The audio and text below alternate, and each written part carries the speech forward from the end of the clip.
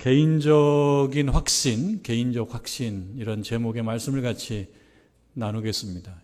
제목 자체가 벌써 메시지가 있죠. 여러분, 확신은 개인적인 거예요. 성경에서 확신을 말씀하는 것은 어떤 사람의 확신이 아니고 모두의 확신 중에서도 각자 개인적 확신이다. 각자 개인적으로 확신해야 된다라고 하는 그런 메시지가 있는 것입니다. 그래서 제목부터 결론이 있습니다.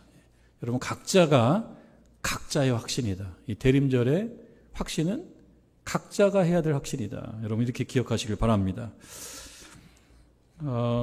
대림절 찬송을 선곡을 하게 될 때면 새로우면서도 또 새롭지 않고 그렇습니다. 예전에 했던 찬송인데 또 2025년 새롭게 맞는 해의 대림절이기 때문에 또 새로운 거예요. 낯설지 않으면서도 낯선 그런 것이죠. 그래서 다시 대림절인 겁니다. 다시 대림절. 그래서 제가 다시자를 생각해 봅니다. 우리가 경험해봤던 대림절이지만 그러나 같지 않은 대림절, 2025년도의 대림절입니다. 태양력으로는 12월이 한 해의 끝이죠. 아직은 11월 마지막 날이긴 합니다만 이제 한 달이 남았어요. 그러면 우리 달력, 태양력의 달력으로는 한 달이 남았어요. 마지막 끝자락이죠. 그런데 교회력이라고 합니다. 교회력이 있습니다. 대림절, 그리고 사순절, 부활절, 다 교회력이거든요. 교회에서 쓰는 절기와 달력인데 이것은 예수님의 어떤 탄생을 시점으로 해가지고 이어지는 신앙 이야기, 예수님의 이야기를 하나의 우리가 지키는 달력의 주제로 삼는 것입니다.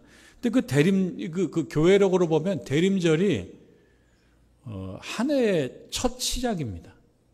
그러니까 12월을 2025년도 우리가 마무리하는 달인데 또 한편으로는요, 새롭게 시작하는 주예요. 교회력으로 보게 되면 오늘이 신년과도 같아요. 그러면 한편으로는 마무리를 해야 되는 시점이고 한편으로는 시작을 해야 되는 시점이기 때문에 이 대림절, 이 12월은 좀 특별합니다. 마무리를 해야 되면서 동시에 우리의 신앙에 있어서는, 믿음에 있어서는 다시 시작하는 마음을 먹는다라는 점에 있어서 대림절은 참 우리에게 의미가 있고, 그리고 그 첫 주는 특별히 의미부여를 우리가 좀 더 해야 됩니다. 예배를 드리면서도 뭐 지난주하고 크게 다르지 않네 이렇게 생각할 것이 아니라 특별한 마음을 가져야 돼요. 제 옆에 보니까 이렇게 크리스마스 트리가 있습니다. 크리스마스 트리도 이 트리 1층과 3층과 2층 수고해 주신 교우들께 감사의 말씀을 드리는데 이렇게 수고한 것도 뭡니까? 새롭게 시작하는 거예요. 장식도. 그것은 우리의 믿음을 새롭게 시작하는 겁니다. 믿음을 점검해 보는 겁니다. 이 대림절을 생각해 보면 하나 이미지가 떠올라요. 옆으로 길게 연결되어 있는 하나의 그 직사각형이 있다가 보면은 횡으로 길게 있는 두 개의 직사각형이 서로 겹쳐진 느낌을 받아요. 그래서 이것은 세월이라고 하는 어떤 선이라고 보고 직사각형으로 본다 그러면 이 12월은 겹쳐 있어요. 끝나는 것과 시작하는 그 직사각형이 겹쳐 있어서 한편으로는 마무리, 그 마무리 속에는 뭐가 들어가 있어야 되겠습니까? 감사와 회개하는 마음이 있어야 되고요. 감사하는 마음이 있어야 되고, 그리고 또 겹쳐진 시작하는 또 사각형 안에는 새로운 결심, 새로운 결단.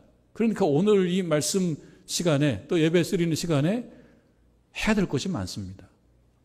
하나님 앞에 여기까지 오게 해주신 거에 대해서 감사하는 마음. 그런데 또 부족한 게 많잖아요. 어떻게 보면 알고 지은 죄, 모르고 지은 죄. 모르고 지은 죄는 넘어갈 수 있다고 하더라도 알고 지은 죄도 막 짓는단 말이에요. 이거 잘못한 건데. 그러면서도 해요. 약해서 그래요. 우리의 영적 의지가 약해서 그래요. 그것은 하나님 앞에 회개하는 시간을 또 갖는 겁니다. 그리고 또 교회력으로 시작한다 그러니까 결심을 또 하는 거예요. 얼마나 감사합니까? 새롭게 결심하고 또 시작할 수 있다는 것은 얼마나 다양하며 또 감사합니까? 하나님께서 이전에 부족했던 거 이거 못 본 척 해주시고 새로운 도화지를 주시는구나. 여기서 그림 한번 또 잘 그려야 되겠다. 그러니까 이 대림절은 그런 의미에서 굉장히 감사하고 의미 있고 기쁜 소식의 그러한 절기다. 이렇게 생각해 봐야 되겠습니다. 믿음이라고 하는 그 용어는 우리가 참 오랫동안 들어오고 생각해 왔던 잘 알고 있는 단어이면서도 또 워낙 깊이가 있는 단어다 보니까 믿음이 이 상황에서는 이렇게 쓰이고 저 상황에서는 저렇게 쓰이고 신학적으로는 이렇게 쓰이고 일상생활에서는 이렇게 쓰이고 아주 다양하게 변용되는 말이 바로 믿음이에요. 그 믿음이 뭐냐 그러면 정의가 많을 수밖에 없죠. 다양하니까요. 여러분들이 생각하는 믿음이 있을 겁니다. 우리는 신학자가 아니잖아요. 그러니까 깊게 신학적으로 연구할 것까지는 없지만 그럼에도 우리 마음속에 형성되어 있는 믿음에 대한 이해가 있습니다. 아, 믿음이 이런 것이지. 하나님께서 참 기뻐하시는 것이 믿음이지. 신자에게 믿음은 참 중요하지. 그러니까 나도 믿음 생활 잘해야 되는데 라고 생각하면서 또 이해하게 되는 여러분만의 그런 믿음. 그 믿음을 하나의 어떤 표준으로 해서 나는 이 한 해를 어떻게 살아왔는가. 이 대림절에 그 믿음을 한번 돌아보는 것은 참 필요하다고 생각해요. 각자가 믿음에 대한 이해가 조금씩 다르거든요. 그러나 각자가 이해하고 있는 그 각자의 믿음도 저는 굉장히 의미가 깊다고 생각하고 그것도 믿음을 설명하는 매우 중요한 그러한 내용이라고 생각해요. 여러분 각자가 생각하는 믿음. 근데 그걸 가지고 자기를 돌아봐야 돼요. 그 믿음에 비춰보니까 내가 이번 한 해를 어떻게 살았구나. 아, 나 그래도 나름 참 부지런하게 살아왔어. 그럼 스스로 격려해야 될 것이지만 그러나 내가 생각하는 믿음이라는 기준에 비춰봐도 내가 2025년도는 좀 불량했어. 나 좀 불량신자야. 그러면 회개하는 거죠. 회개할 필요가 있어요. 낮아지고 조금 겸손해지고 하나님 앞에 내려놓고 이런 시간이 필요한 것입니다. 이렇게 이와 관련해 믿음과 관련해서 우리의 신앙생활, 믿음 생활을 또 돌아보는 거예요. 믿음이 있고 믿음 생활이 있어요. 생활. 내가 구체적으로 살아가는 거예요. 예배 생활은 내가 잘했는가? 한번 돌아봐야죠. 예배적 삶이 있고 구체적인 예배 자리에 내가 참석하는 구체적 예배의 행위가 있어요. 이 두 가지를 내가 잘 했는가 생각해 봐야 돼요. 할 수 있는데도 안 했으면 그거는 조금 하나님 보시기에 부족함이 더 크죠. 나는 할 수 있었는데도 사실은 안 했다. 회개거리가 더 큰 겁니다. 할 수 없어서 그것도 부족함이 있지만 그런데 그건 변명거리가 있어요. 나는 할 수 없었어요, 하나님. 그런데 스스로 알아요. 할 수 있었는데 하기 싫어서, 귀찮아서 내가 예배의 삶을 조금 등한시했다. 그러면 이해가 가기 전에 하나님 앞에 회개하는 것입니다. 말씀 생활, 우리가 말씀을 읽습니다. 저는 이 성경책을 펴고 활자 앞에 서는 경험이 신자에게 있어서 매우 중요하다고 생각해요. 활자 앞에 선 구체적인 경험들이 아주 원초적이지만 그 매우 중요한 순종이며 헌신이에요. 내가 활자 앞에 선 말씀 생활을 못했다 그러면 그 부분도 하나님 앞에 조금 고백해야 돼요. 하나님, 제가 할 수 있는데 활자 앞에 서지 못했다. 하나님, 제가 한 주간 말씀 생각하면서 살았어요. 이건 틀린 말은 아니지만 뭔가 좀 어색한 말이에요. 엉성한 말이에요. 내가 한 주 동안 그 말씀대로 살려고 했습니다라고 하는 말 속에는 빈 공간이 많아요. 그래서 그 말 틀린 말은 아니지만 그거와 함께 말씀을 실천하는 삶과 함께 활자 앞에 내가 차분하게 경건하게 앉아있고 또 서 있는 그런 시간이 없었다면 그 또한 돌이켜볼 일이다. 이번 한 해를 살아가면서 누군가에게 그게 가족이라도요. 특히 가족들. 자녀들에게 혹은 배우자에게 믿음이라고 하는 주제로 말을 건네본 적이 있는가? 여러분, 이거 평범한 얘기지만 저는 이게 참 중요하다고 생각합니다. 왜냐하면 내 마음속에 믿음에 대한 어떤 열심이 없으면 그 주제를 꺼내기가 힘들어요. 나는 누군가에게 믿음이라고 하는 주제, 신앙생활이라고 하는 주제로 진지하게 말을 꺼내본 적이 있는가? 아니면 그 말이 어색하니까 그런 말이 들리면은 다른 주제로 바꿔버려요. 자신 있는 주제. 믿음이라는 주제는 좀 어색하니까 다른 주제로 바꿔버리지 않았는가? 아니에요. 하나님께서는 우리들에게 믿음과 믿음 생활이라고 하는 주제로 대화하기를 원하세요. 나는 한 해 동안 하나님께서 이렇게 저렇게 사명을 주셨는데 나는 이 사명을 잘 감당했는가? 목사로서의, 담임 목사로서의 사명. 담임 목회자로서의 사명도 좀 무겁더라고요. 그래서 어느 경우에는 좀 쉬고 싶은 마음도 있어요. 구역장님들도 마찬가지죠. 구역장님들 또는 회장님들, 교회에서 여러 모양으로 하나님께서 사명을 주셨는데 그 사명을 위해서 내가 다름질을 했는가? 겸손하게 다름질을 했는가? 이것도 참 중요합니다. 나는 지금까지 충분히 했어라고 하는 마음으로 이제는 하나님 사명을 좀 방학하고 있는가? 이것도 돌이켜볼 모습입니다. 이 대림절은 이렇게 우리의 신앙과 신앙적인 삶을 돌이켜보는 데 있어서 매우 유익하고 필요한 그런 한 달이다. 삶을 돌아보는 거예요. 내가 옳다라고 생각하고 믿는 것이 그것이 정말 옳은 것이었나? 하나님의 말씀 앞에 예배의 시간에 여러분 질문해 보는 거 필요가 있어요. 내가 옳다라고 믿어왔던 것들, 내가 옳다라고 알았던 것들이 정말 옳은 것이냐 중요하잖아요. 이거를 질문하는 것이 필요하다.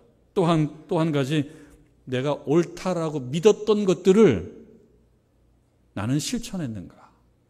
이것도 참 중요하고, 옳다라고 믿는 걸 다른 사람에게 말은 많이 했는데 실제로 내가 옳다라고 믿는 그 믿음 생활을 해왔는가를 점검해 본 것도 참 필요하다. 오늘 본문의 사도 바울은 당연한 답이 예상되는 네 가지의 질문을 하고 있어요. 그 당연한 답이 너무 당연해요. 자명해요. 마치 우리가 임직식을 할 때 믿습니까? 고백합니까? 확신합니까? 라고 물어보면 그 답은 정해져 있잖아요. 믿습니까? 안 믿습니다. 그러면 임직 못해요. 확신합니까? 그러면은 조금 생각해 보고요. 그러면 임직을 못해요. 그때는 다 그렇게 대답하려고 마음먹고 있어요. 이게 정답이니까. 근데 이게 정답이니까 대답하는 것과 내가 정말 정답이라고 믿는 것은 조금 차이가 있어요. 근데 사도 바울이 답이 자명한 질문을 하고 있어요. 다 자명한 질문이에요. 정답이 나와 있어요. 그 어렵지 않은 질문을 하고 있어요. 이 수사 의문문 4개를 제시함으로써 우리의 신앙을 점검하게 하고 있습니다. 점검해 보는 겁니다. 대답은 다 합니다. 대답은 확신합니까? 확신합니다. 믿습니까? 믿습니다. 고백합니까? 고백합니다. 라고 대답은 하는데 정말 그러하냐? 라는 것을 점검해 보게 하고 있는 것입니다. 그러니까 이 질문에 따른 결론, 이 질문에 따른 결론으로서 37절 말씀을 먼저 보게 되면, 그러나 이렇게 나오죠. 그러나 이 모든 일은 어려운 일들, 고난의 문제들, 아픈 일들, 힘든 일들, 이 모든 일에 이런 거예요. 이 모든 일에 우리를 사랑하시는 이로 말미암아 우리가 넉넉히 이깁니다. 이 질문의 다음에는 이런 결론이 나오게 돼 있어요. 그러니까 사도 바울이 지금 질문을 몇 개 할 거거든요. 대답이 자명한 질문을 몇 개 하는데 이 자명한 질문의 결론으로 제시하고 있는 하나의 모범이 뭐냐면, 신자는 하나님의 사랑으로 넉넉히 이긴다라고 하는 결론에 도달하게 하는 거예요. 사도 바울 스스로는 그렇게 믿고 있어요. 그것이 넉넉히 이기는, 우리를 사랑하시는 이로 말미암아 우리가 넉넉히 이기느니라 라고 하는 말 속에 담겨 있는데요.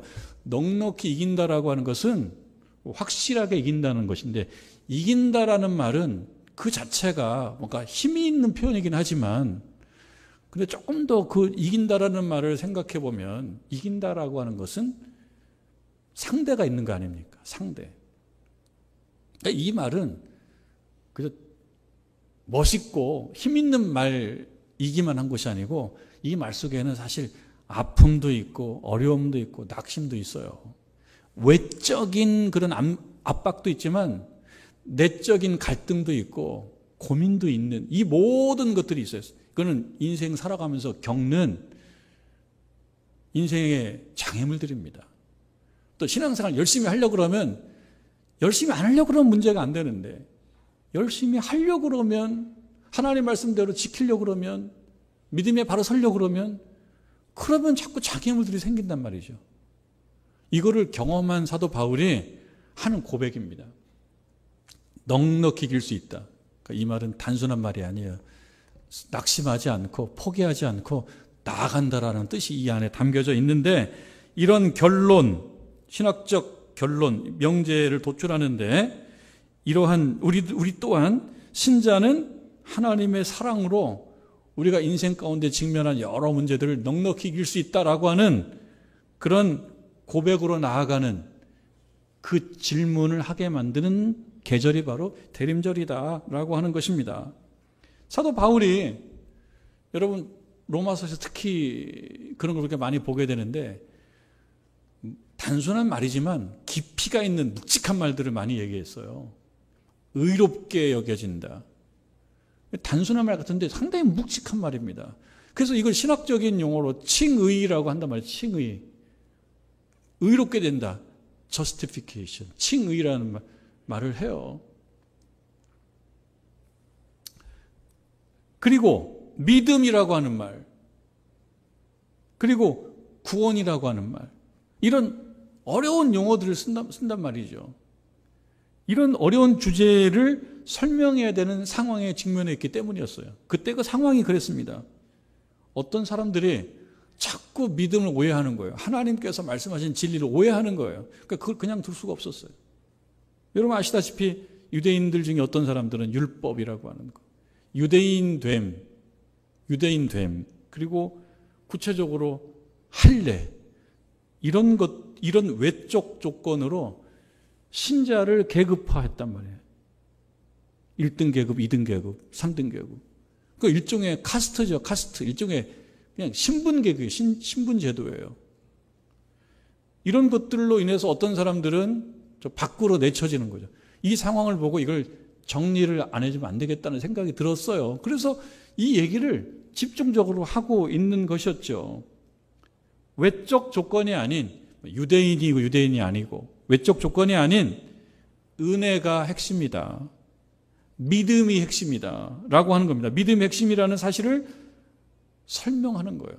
할 수 있는 모든 실력을 발휘해서 지식과 지혜와 다 동원해서 당대의 철학과 당대의 논리학과 당대의 수사학을 본인의 실력, 할 수 있는 한 모든 걸 다 가지고 와서 이것을 증명하고 그 신앙과 믿음을 체계로 만드는데 최선을 다했던 것이 바로 8장 이전에 사도 바울이 계속 얘기해왔던 것들이었습니다. 은혜가 핵심이다. 그 사실을 증명하고 체계화했던 거예요. 그런데 여러분, 사도 바울의 최종 관심은 이런 신학 혹은 그 신학에 대한 이해가 아니었습니다. 신학에 대한 이해가 아니었어요. 이해라고 하는 것은 뭐냐면 전후 맥락이 맞아야지 이해가 돼요. 원인과 결과가 맞아 떨어져야지 이해가 돼요. 사도 바울은 그런 신학과 이해가 최종 종착점이기를 바란 것이 아니라 최종 종착점은 믿음이에요. 믿음. 각자의 믿음. 신학적 용어로서의 믿음이라기보다는 사도 바울이 38절에서 내가 확신하노니 그러지 않습니까? 확신. 뭡니까? 확실히 믿는다는 거예요. 확실히 믿는다. 그러니까 이렇게 신학적인 체계를 만들고 설명하고 논리학과 수사학과 철학을 동원해가지고 아주 어려운 체계적으로 만드는 이 믿음 이야기는 그냥 신학에서 머무르는 것이 아니고 확실하게 자기가 믿는 그런 상황, 믿는 상태로 나아가는 것이 최종 목적이었던 거예요. 31절의 질문은 바로 그 확신으로 나아가는 첫 문이라고도 볼 수 있습니다. 31절에 이렇게 나오죠. 그런즉 이 일에 대하여 우리가 무슨 말 하리요? 이 일에 대하여라고 하는 이 일은 가깝게는 31절 이전의 단락을 얘기하지만 조금 넓게 보면 로마서 앞부분에서 계속 증명해 왔던 모든 신학적인 체계들일 겁니다. 복잡하고 어려운 얘기들이에요. 그래서 얘기합니다. 이 일에 대하여 우리가 이제 어떤 결론을 얘기하면 좋겠냐. 모든 신학적 체계들, 설명들. 그러면서 나오는 4개의 질문이 있습니다. 오늘 본문에 질문이 4개가 나와요. 근데 그 질문은 뭐라고 그랬습니까? 대답이 사실은 자명해요. 요구하는 대답이 있습니다. 그 첫 번째 질문은 이런 것입니다. 31절 두 번째 문장입니다. 만일 하나님이 우리를 위하시면 누가 우리를 대적하리요? 그랬어요. 만일이라고 하는 것은 하나님이 우리를 위할 수도 있고 위하지 않을 수도 있고 이런 뜻이 아니에요. 하나님이 우리를 위하신다는 얘기예요. 누가 생각할 때 사도 바울이 자신의 믿음과 자신의 신앙으로는 하나님이 우리를 위하세요. 근데 사람들에게 얘기해야 되니까 조금 약간 완곡하게 얘기하죠. 만일 하나님이 우리를 위하시면 누가 우리를 대적하겠어요? 이 질문에 대한 자명한 답은 무엇이겠습니까? 하나님이 우리를 위하시면 누가 우리를 대적하겠어요? 누가 대적하겠어요? 대답은 대적할 사람은 아무도 없다. 그게 답입니다. 자명한 답입니다. 그러니까 이 질문에 대한 답은 다른 걸 요구하지 않습니다. 자명한 답이에요. 자명한 답. 이 다음에 나옵니다. 32절. 자기 아들을 아끼지 아니하시고, 이 대림절에 우리가 묵상해야 될 딱 그 말씀이에요. 자기 아들을 아끼지 아니하시고 우리 모든 사람을 위하여 내주시니, 이 땅에 오신 거죠. 달리 얘기하면은 예수님의 모습으로 이 땅에 하나님께서 오신 것입니다. 이걸 신학적으로는 성육신이라고 하잖아요. 성육신. 예수님의 모습으로 이 땅에 하나님께서 오신 걸 얘기해요. 그만큼 하나님으로서는 크게 마음을 쓰신 이 사건이라는 거예요. 우리 모든 사람을 위하여 내주시니까, 그러니까 우리를 하나님은 위하시는 거예요. 저도 위하고 여러분도 위하는 거예요. 하나님께서는. 그 하나님께서 어찌 그 아들과 함께 모든 것을 우리에게 주시지 아니하겠느냐? 그러면 우리를 대적할 사람이 없다. 대적을 많이 하긴 해요. 계속 대적을 하죠. 그 시대에도 대적을 많이 했습니다. 그런데 그 대적은 우리를 무너뜨리는 대적이 아니다. 대적할 수가 없다. 아무도 없다. 이런 답을 주고 있습니다. 두 번째 질문이 있습니다. 33절로 가면은요. 누가 능히 하나님께서 택하신 자들을 고발하리요? 또 질문이죠. 누가 고발하겠습니까? 그 대답은 뭡니까? 대답은 자명해요. 그걸 보고 누군가 좀 생각해 보고요. 이거가 아니에요. 대답은 자명해요. 너무 자명하니까 고민할 것도 없다는 얘기를 하는 거예요. 누가 우리를 고발하겠습니까? 라고 했을 때 대답은 아무도 없죠. 이게 대답이에요. 아무도 없죠. 왜 그런가요? 의롭다 하신 이는 하나님이시다. 사람이 착하게 살면 의로워지고 조금 실수하면 불의해지고 이것이 아니라 의롭게 만들어주시는 분은 하나님이시다. 불의함에도 불구하고, 부족함에도 불구하고, 그게 우리에게 얼마나 감사한 일입니까? 부족함이 참 많지 않습니까? 한 주간도 살아가면서 많이 부족했단 말이죠. 그런데 그 하나님께서 우리를 정죄하지 않으신다. 그러니 누가 우리를 정죄하겠냐? 세 번째, 고발하겠냐? 고발이라는 것은 죄가 있다는 것이죠.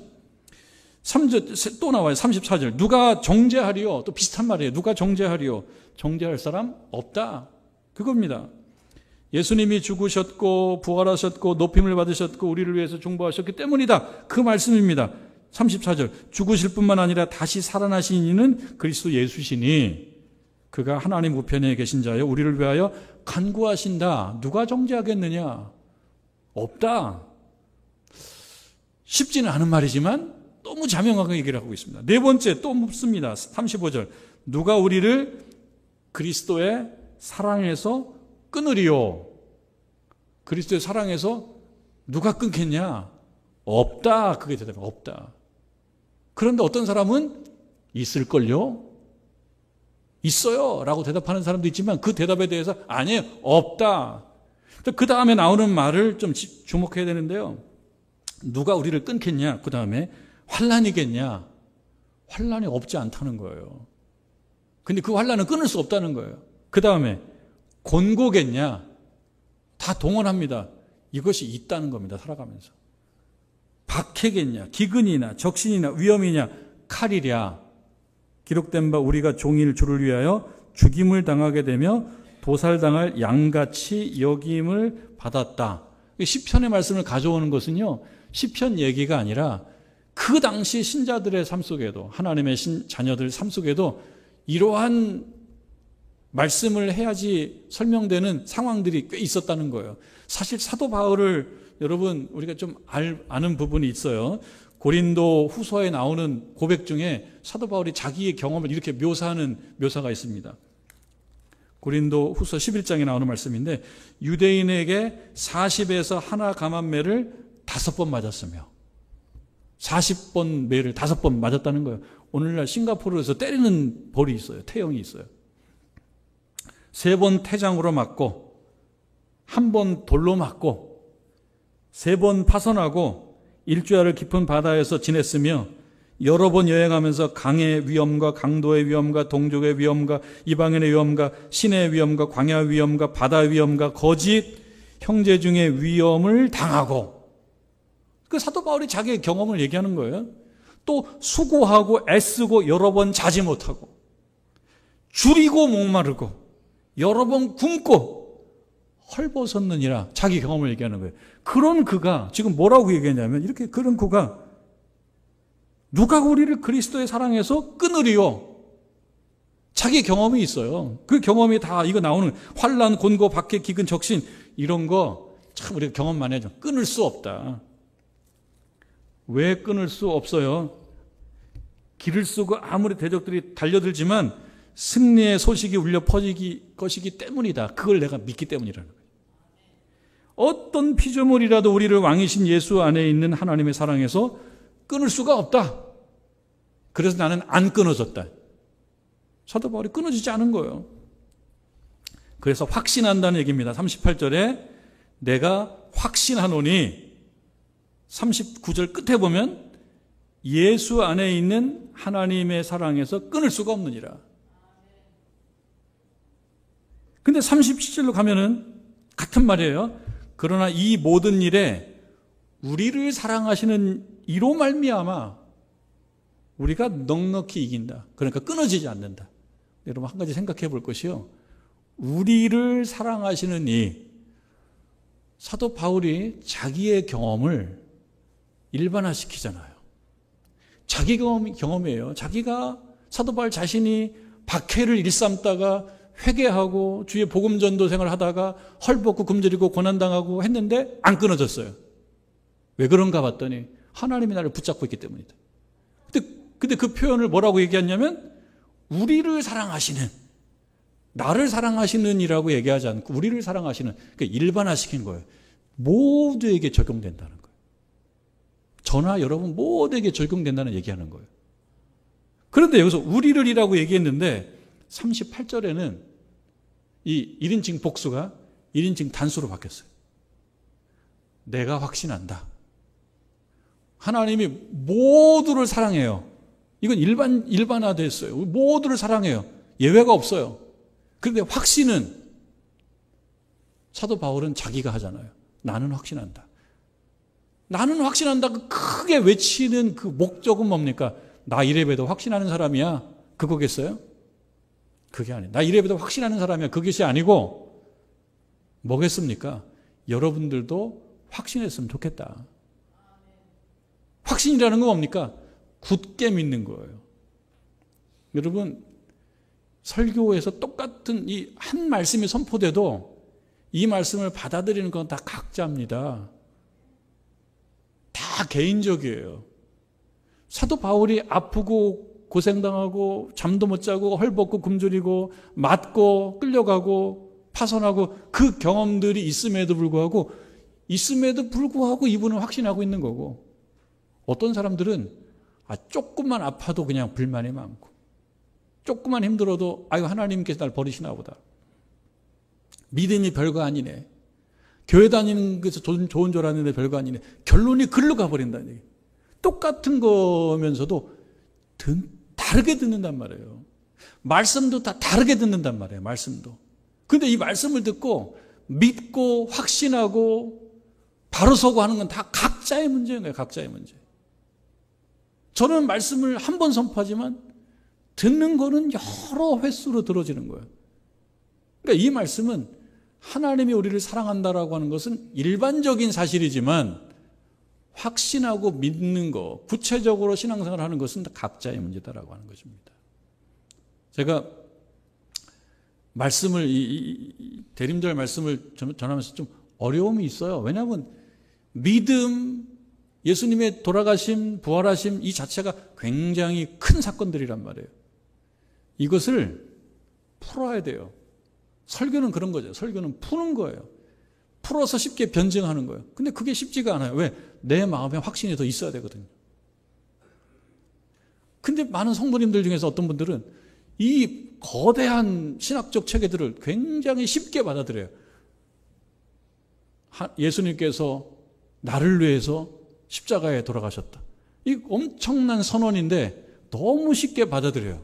그 단순함, 그 단순한 그 믿음, 이것이 설교와 신학의 최종 목적지입니다. 여러분 신학자가 아니에요. 신학적으로 믿음과 구원과 의로움을 설명해야 될 의무가 없어요.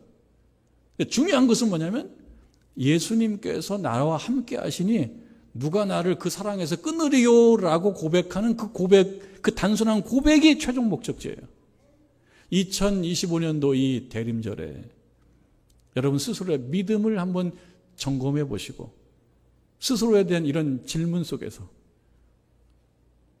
단순한 대답이지만 확신 있는 대답을 하시고, 이 대림절이 시작이라고 했으니까 아직 2026년 시작하지 않았지만 교회력으로는 시작했다고 그러니까 오늘부터 요 이 땅, 어떤 요 이 땅입니까? 신앙생활 잘하고 하나님 말씀대로 실천하고 좋은 사람 되고 어제까지 다 일단 놓으세요. 오늘부터 좋은 신자, 좋은 성도, 좋은 사람, 좋은 믿음 갖고 새롭게 시작할 수 있다는 거, 여기에 감사하시며 또 그 길을 걷는 저와 여러분 되기를 주님의 이름으로 축원합니다.